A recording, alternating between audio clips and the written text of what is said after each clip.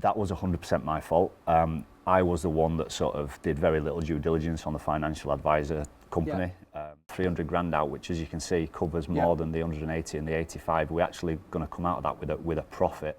Didn't actually put much of my own money into this at all. There's a few bits sort of getting the deals together, like surveys and stuff, and just making sure that I do know what the deal is before I'm taking it to a joint venture partner or an investor. So please put your hands together and help me welcome to the stage Martyn Woolford. Martyn, hello, how are you? Great, thank you. Good to see you. Have a seat, please. So Martyn, thank you for coming and being here live in the studio to share your property journey. I know it's going to be incredibly inspiring, and I want to start, like I do with everyone, just understanding a bit about you first of all. And you've come from a very different background from most people in a professional football player. Yeah, so first of all, thank you very much for inviting me down. It is my absolutely my pleasure to be here. That's what I was for 15 years of my sort of adult life. And at a pretty high standard, right? Yeah, so to give a brief background, I started out in non-league and worked my way up the ranks. At the height that I played in was Championship, where I spent a good chunk of my career there, which comes with its benefits. Lucky enough to earn some really good money out of the game.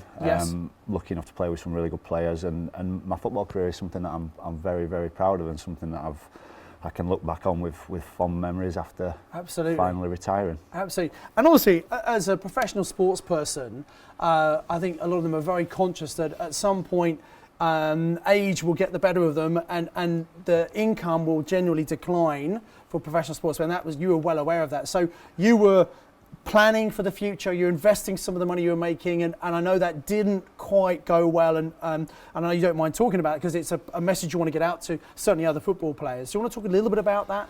Yeah, absolutely. So because I didn't go down the conventional avenue of getting picked up as a 8-year-old kid and going sort of through an academy, I worked my way through non-league, so I was actually working beforehand, so I got a taste of the real world outside of football anyway. So I think I was even more conscious of life after football than most footballers, but generally speaking, like you say, most are aware that it's a short career.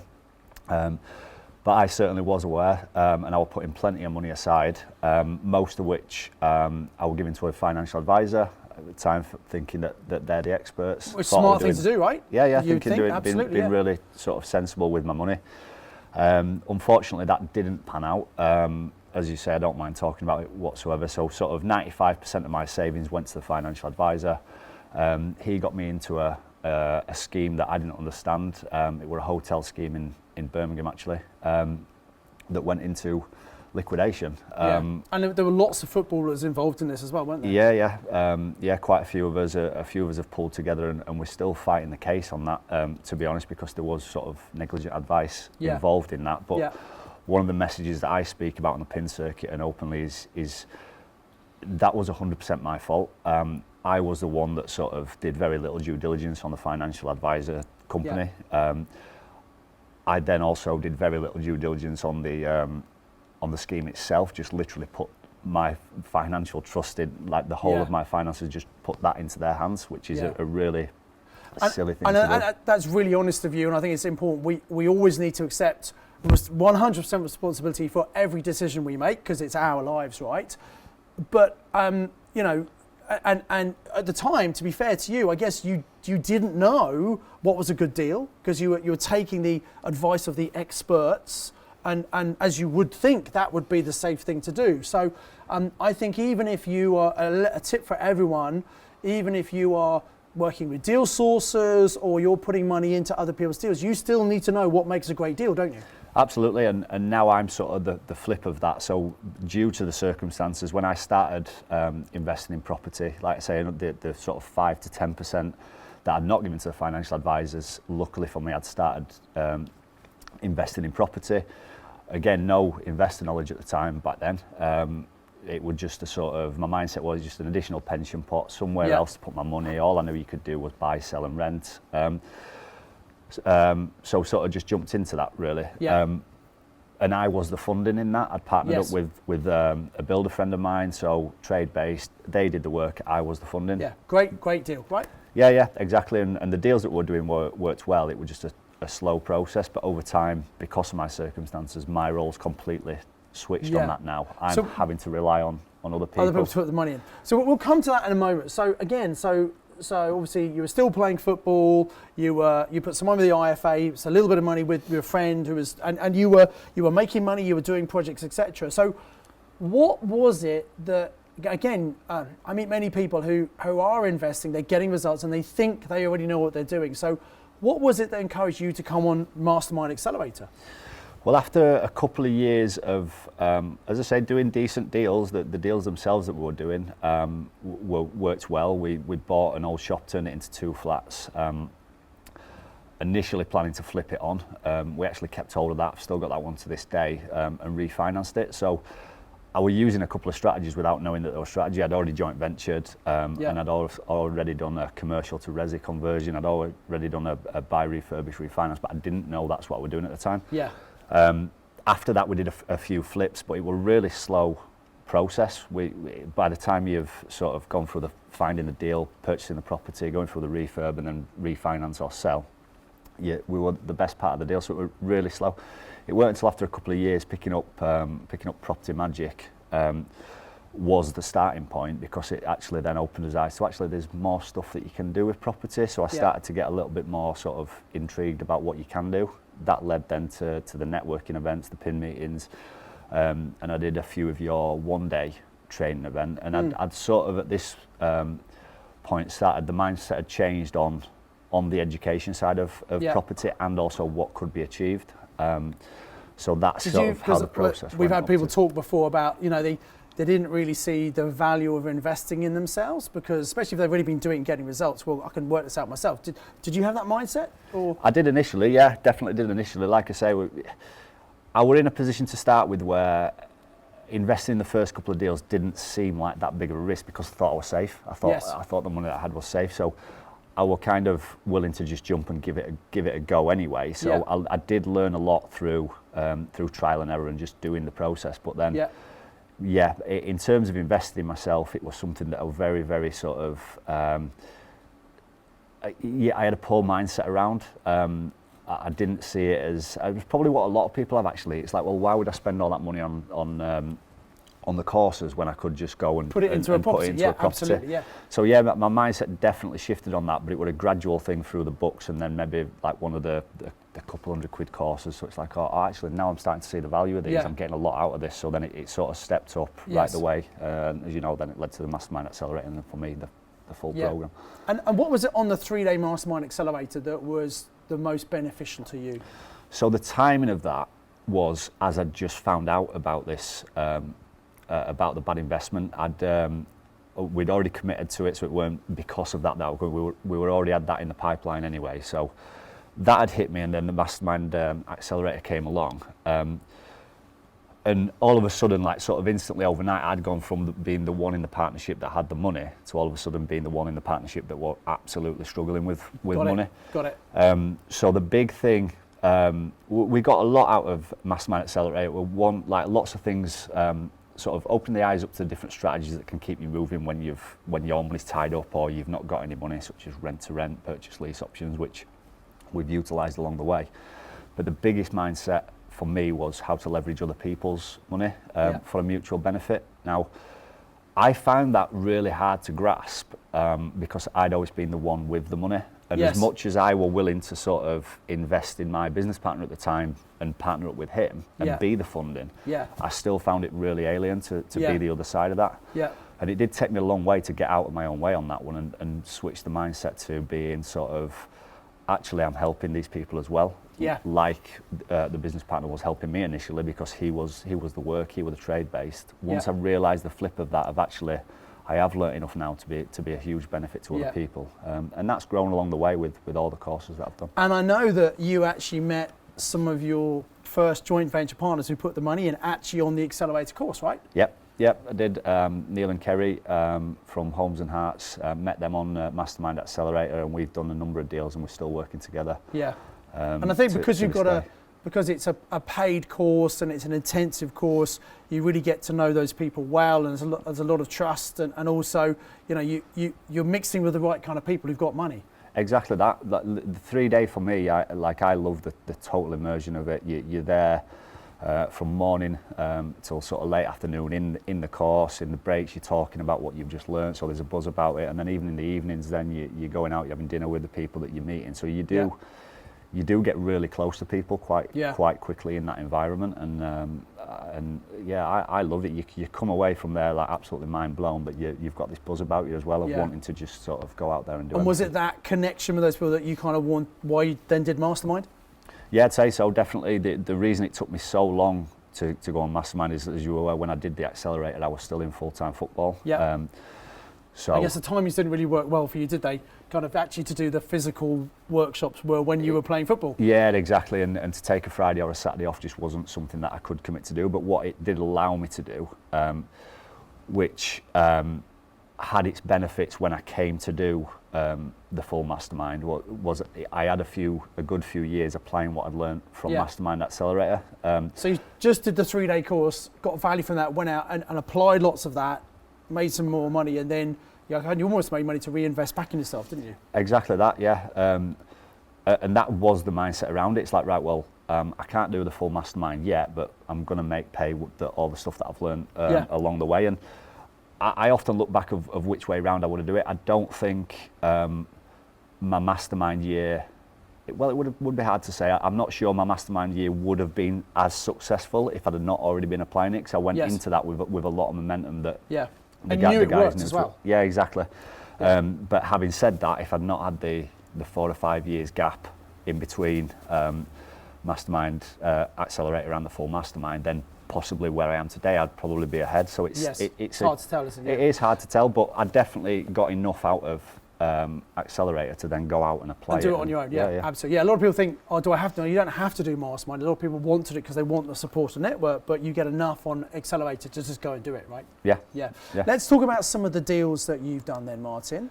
So this this was something that I spoke about at Strategy Implementation Live. It was basically a run through of the timeline of basically my adult life, starting at the bottom with the football career, and then where things dropped into place along there. So as I said, 2012 was when we jumped in and bought the shop that we converted into 2 flats. Then, like I say, we went a couple of years before picking up Property Magic in 2014. And then, as I say, then finding out that I was facing bankruptcy in 2016, just before we went and did Mastermind Accelerator. And as you can see there, we already started to step up from what we'd learnt in Mastermind Accelerator into a few bigger projects. The couple, with the picture in the middle there is myself and Neil, who we met on Accelerator. And the 2 projects there are sort of what we did post Accelerator. And then sort of it took them along the timeline to where I finally retired from full-time football in 2019, which then freed up my time in 2020. How did that feel? Because obviously you were pretty successful in your football career. Did that feel strange, kind of finally saying, right, I'm now stopping? Was that difficult to do? Yes, very difficult actually. So at the time when I retired from full-time football, I could have probably still stayed full-time, but the deals that I were offered were quite far afield. I'm not with the mum of my kids anymore, so it'd have been me moving away from my girls on my own, which I just weren't willing to do. So property played a big part in that, actually. So actually going part-time is not the worst thing for me, actually. It's a good transition into it's a good transition into going into property full-time while still having a taste of the football. The most difficult thing for me was retiring from football altogether, which I've just recently done. And even though I was still playing part-time and the standard weren't the same, I just found that I weren't enjoying it. But what made all that, it was a very difficult decision, but what made that all a little bit easier is I am excited about the property, I am passionate about the property, I'm really enjoying what I'm doing. It's all right. So going from the passion about football, which really was your career for many, many years, to finding Leo, sorry, I've just had a stage invasion by my puppy, sorry about that. Very cute invasion. But going forward, so you're obviously, I mean, to be at such a high level, to be a pro football player, you've got to be passionate about that, right? And it's great that you've been able to switch that passion to something else. Absolutely, and I think that's what's making it a hell of a lot easier for me. I've got something now that I can be as ambitious about and as passionate about as I was during my time playing football, and it has made that sort of transition out a lot easier, because I could see why players would struggle, because you're kind of losing that identity. It is what you are a professional footballer, and then overnight you're not. And that, if you think about that, you know, think about how you know, you're on a pedestal in a way to so many people, and if that identity is taken, that you're right, that is your identity, isn't it? Yeah. Yeah. Yeah, and to have that taken away with nothing else then to fill that void, I could see why people would really struggle. And I suppose a very small percentage of professional sports people, whatever the sport, might well go into broadcasting or something like that. But that's a very small number, and most have a dramatic drop in income, especially in football, and they go into everyday jobs. Nothing wrong with that, but as I say, most of them are probably not used to that, whereas you were, because you had a different route. And that must be really hard for those people. Yeah, definitely. I think that's one of the advantages that I did have, because I knew I had a decent job before football. I was a land surveyor. I was studying civil engineering at uni. But I was, compared to what I was earning at football, it was absolutely drop in the ocean. So it's hard. Like you say, a few people manage to go into management at a decent level or get a high-paid media job, but it is few and far between. And to realise what are you going to go into afterwards, whether it's physiotherapy, all these other jobs, the starting salary of that is nothing compared to what they could have possibly been earning. So great. So let's talk about a couple of the deals you've done then. Or actually your strategy. Let's talk about that first. So the strategy I'd sort of identified. So lead it from Accelerator. I'd done HMOs. I still do HMOs. I'd done all that kind of stuff. Tested the water with serviced accommodation. Done all these different things. But leading up to going into the full Mastermind, I'd sort of identified that actually commercial to resi is where I want to be. Turning buildings into flats essentially. And there were a few reasons for that. There's bigger margins. I was still a race against time for myself. To sort of, as my wage were decreasing, to get the income from property up, and I thought, well, the bigger deals are going to get me there quicker, and they've got bigger margins in, because I rely now on other people to do the funding, whether it's joint venture partners or fixed investors. So there's bigger margins in the commercial. So you can afford to give profit to other people and still make a really good profit yourself. Exactly that. One of the things that I did still have was a decent pension behind myself. So learning again from Mastermind Accelerator, one of the things there that I learned is how you can utilise your pension to invest in property as well, and I did have that behind me. So another reason why commercial to resi works well in that. There's all the new permitted development rights, which are really exciting to me. It gives it opens the door to a lot more opportunities. I'd already got experience in that area, and like we've just touched on, it's really exciting for me. I love turning an old battered building. One of the pubs that we did, heavily fire damaged, heavily vandalised, and we've pulled that back together to a really luxury set of apartments, and there's a lot of fulfilment. It's very satisfying that as well. Yeah, absolutely. You're really creating something. Yeah, brilliant. Exactly that. So this was one of the pub conversions that we did, the one that I just touched on there. So as you can see, really heavily fire damage. That's the right state, isn't it? But then a lot of people look at that and be scared by that, but I'd look at that and see the opportunity.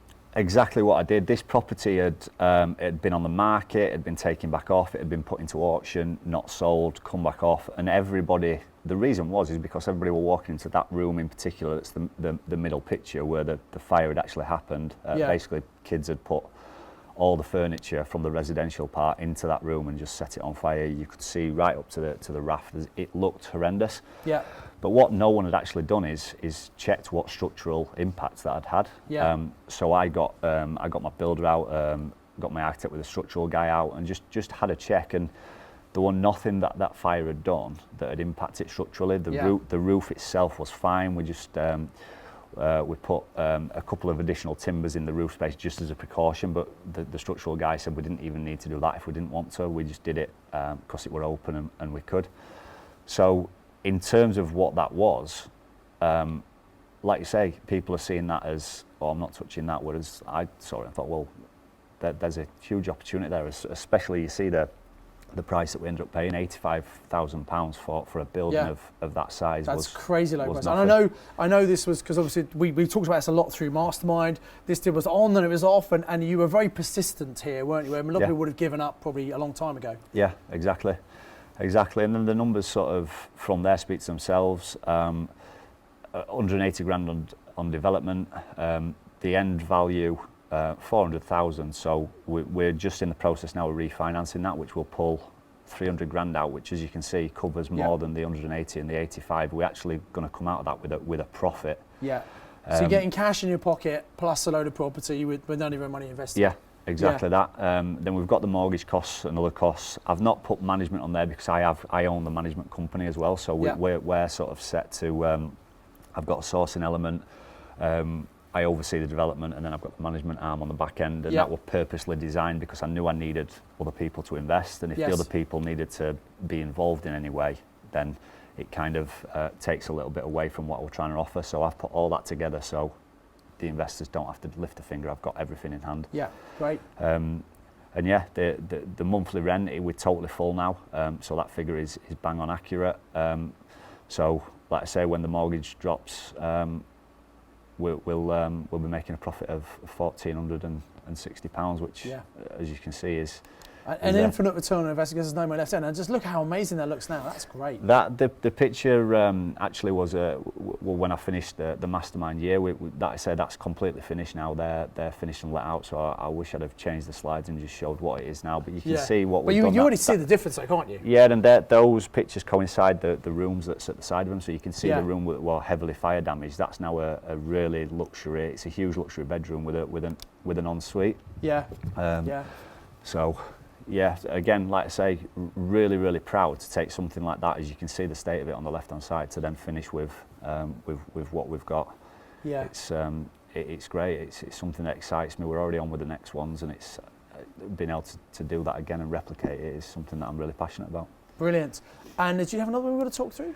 Yeah. So this is the second one. So again, another pub. You can see the figures down the left-hand side. These are sort of the ones on the previous slide has already done. We're already through that, so they're accurate. Things can change along the way. I'm very aware of that, especially on the bigger stuff. Yes. But there's not. We're not going to get the same transformation of before and after. We're actually that's the moment that we're in at the minute. So we're actually raising floors, ripping out complete floors, and raising that on this one. So. One of the things that is common on both these projects is they'd already gone. The owners had already got planning on them, so I bought them with planning. Yeah.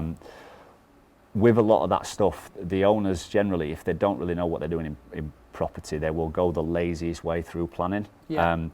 And this one in particular had a basement flat that the planners had knocked back half of the footprint because of the natural light that they were getting in there. Well, I looked at the plans straight away and saw that they'd put the bathroom at the side where the light is coming in. Right. So straight away I can say, well... Because the bathroom doesn't need to have light, does it? No, exactly that. So I could see straight away that there's actually, again, that went from a studio and we've changed that to a one bed. So again, straight away there's £10,000-20,000 profit in just seeing that off the plan. Yeah. That was very similar with the last one that I've just shown. It had planning for 4 one beds and a 2 bed. Yeah. But again, I identified that one of the one beds was absolutely huge. Yeah. And I'm pretty sure all that will have happened is they will have got a little bit of friction going through planning, so they will have just not argued the case. They will have just done what the planners say. But when you know what you're doing, makes a big difference. You can just showcase that actually we can get enough natural light in this building by, like you say, putting the rooms that don't need the light at the back of the building. And just seeing that. But it has a really big impact on the end value. I ran my numbers when I was stacking this. So the way that I negotiate things like this is I'm just totally transparent with the vendors to say, look, here's what the end value is going to be. I don't work for anything less than a 25% profit margin on projects like these, otherwise it's not worth the risk under the climate, COVID, all that kind of stuff. It's going to take, in this case, 260,000 to develop. That leaves my offer down at 145, and to give you a bit of perspective on that, the owner actually wanted 250,000. Wow. So just by me managing his expectations and being transparent. Yeah. I So rather managed than to just putting a low offer in and not explaining it, you've actually explained the logic behind the offer. Yeah, Yeah. just full transparency. That probably doesn't translate to some of the sort of if you're just doing a house refurb, because it's No. harder to say to a residential landlord, I don't work for anything less than a 25% profit Yes. margin. They're probably sort of Yeah, but harder then to, with the project, there is more risk. There's more to so. Exactly. It's understand why you need a certain profit margin in there. yeah, exactly that. So just full transparency. Here's the numbers. This guy actually, so the end value on this one, I'd been very conservative, and on my original figures that I emailed the guy, I were at 510 on my GDV. I Yeah. knew that were very conservative. Yeah, So I came out at round about 100 grand, and I just literally said, look, I'm way off where you want, and I'm guessing this is going to be too low. Here's where I've got to and why I've got to it. yeah, But the interesting thing was, straight away, he said, well, actually, I've had a RICS valuation done, and it comes out at 575.